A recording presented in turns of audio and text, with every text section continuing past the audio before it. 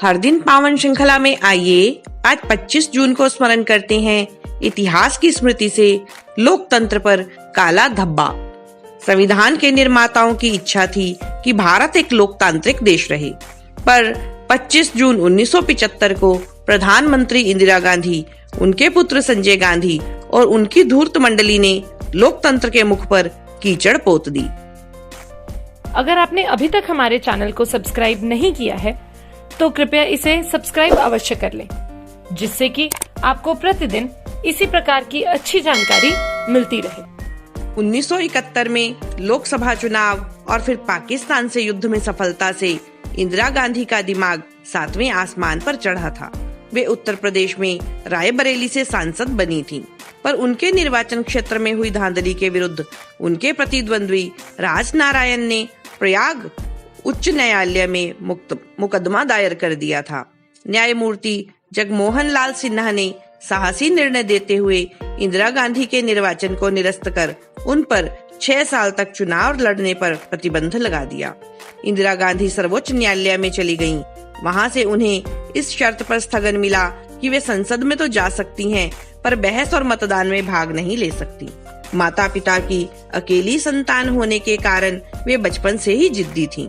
उन्होंने त्यागपत्र देने की बजाय आंतरिक उपद्रव से निपटने के नाम पर आपातकाल लगा दिया। राष्ट्रपति फखरुद्दीन अली अहमद, उन्होंने 25 जून 1975 की रात में कागजों पर हस्ताक्षर कर दिए। वस्तुतः इसके लिए मंत्रिमंडल की सहमति आवश्यक थी, पर इंदिरा, संजय और उनके चमचों ने कुछ नहीं देखा। अगले दिन प्रातः मंत्रियों से हस्ताक्षर की औपचारिकता भी पूरी करा ली गई। आपातकाल लगते ही नागरिकों के मूल अधिकार स्थगित हो गए। विपक्षी नेताओं को जेल में ठूंस दिया। राष्ट्रीय स्वयंसेवक संघ पर प्रतिबंध लगा दिया गया। समाचार पत्रों पर सेंसरशिप लागू कर दी गई। सारे देश में आतंक छा गया। इसके बाद इंदिरा गांधी ने संविधान में ऐसे संशोधन कराए जिससे प्रधानमंत्री पर कोई मुकदमा नहीं चलाया जा सकता था।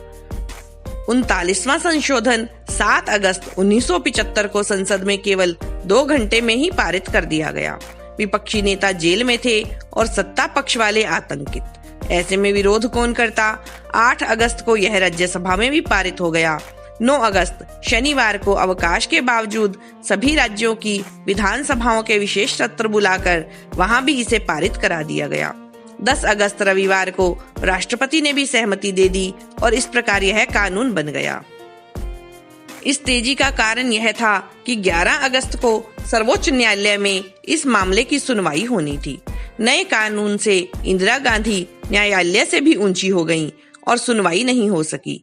पूरा देश कांग्रेसी गुंडों की तानाशाही की गिरफ्त में आ गया, पर समय सदा एक सा नहीं रहता। धीरे धीरे लोग आतंक से उबरने लगे। संघ द्वारा भूमिगत रूप से किए जा रहे प्रयास रंग लाने लगे। लोगों का आक्रोश फूटने लगा। आपातकाल और प्रतिबंध के विरुद्ध हुए सत्याग्रह में 1 लाख से अधिक स्वयंसेवकों ने गिरफ्तारी दी। लोकतंत्र की इस हत्या के विरुद्ध विदेशों में भी लोग इंदिरा गांधी से प्रश्न पूछने लगे। इससे इंदिरा गांधी पर दबाव बना। उसके गुप्तचरों ने सूचना दी कि देश में सर्वत्र शांति है और चुनाव में आपकी जीत सुनिश्चित है। इस भ्रम से इंदिरा गांधी ने चुनाव घोषित करा दिए, पर यह दांव उल्टा पड़ा। चुनाव में उनकी पराजय हुई और दिल्ली में जनता पार्टी की सरकार बन गई। मां और पुत्र दोनों चुनाव हार गए। इस शासन ने वे सब असंवैधानिक संशोधन निरस्त कर दिए जिन्होंने प्रधानमंत्री को न्यायालय से भी बड़ा बना दिया था। इस प्रकार इंदिरा गांधी की तानाशाही समाप्त होकर देश में लोकतंत्र की पुनः स्थापना हुई। भारत माता की जय।